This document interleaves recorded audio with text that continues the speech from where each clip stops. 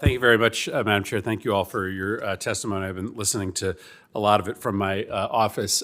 Dr. Nichols, I had a really interesting conversation yesterday. I put it up on my social media channels with the student body president at the University of Connecticut talking about the specific challenges around vaccinating students. And I wanted to sort of ask for your opinion about how we build out best practices to make sure that college students are ready to get back to school in the fall. Data suggests that less than 40% of 18 to 29-year-olds have received one or more doses, and there seems to be some differences with respect to how colleges are sort of treating this issue. In Connecticut, for instance, our flagship university says everybody has to be vaccinated and have proof of vaccination in by the end of July, but our state university systems haven't made a decision yet. And so it's confusing to students because some may have a requirement to get a vaccine, but other students may not.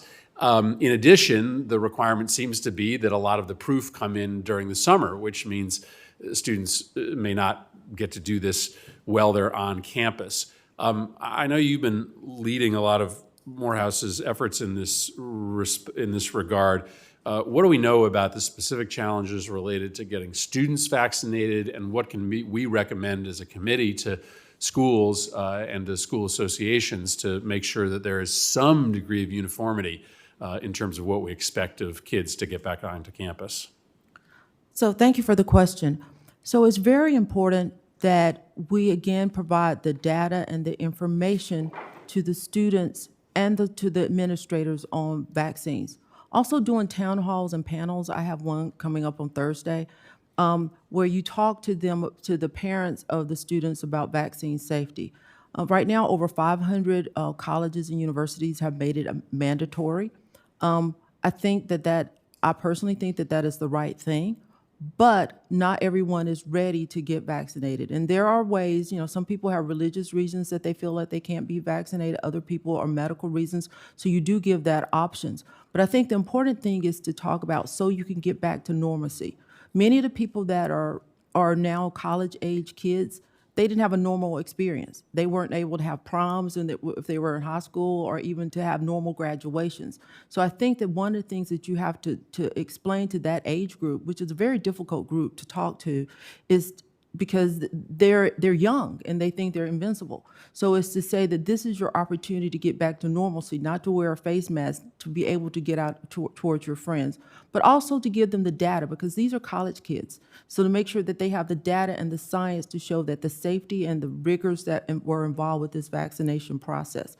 So I think that we're on the right path, but I think that we as an institution must talk to all the colleges at the administrative level, to the parents of those students, and to the students themselves.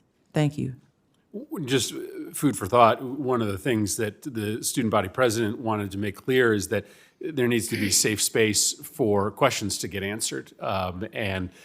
Sometimes there's a feeling that students are maybe going to be looked down upon when they sort of ask some basic questions about the vaccine. They're always a little careful, right, in not wanting to sort of look foolish or look like they aren't as plugged in. We need to make sure that nobody feels bad about asking questions because we have answers. That's the good news. I tell everyone there's never a stupid question. So I always tell the students, I really want you to ask those questions, and we need to answer it in ways that can relate to them. And social media is very important in that age range as well.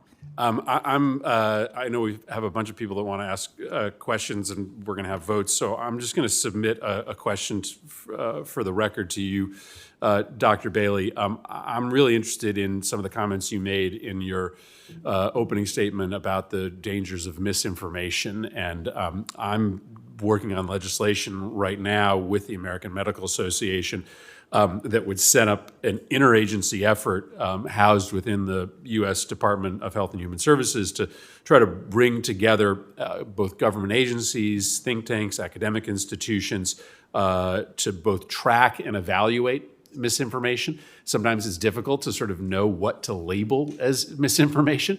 And I'd look forward to working with you and others as we try to work through that legislation. Great. Thank you. Thank you. Senator Kane.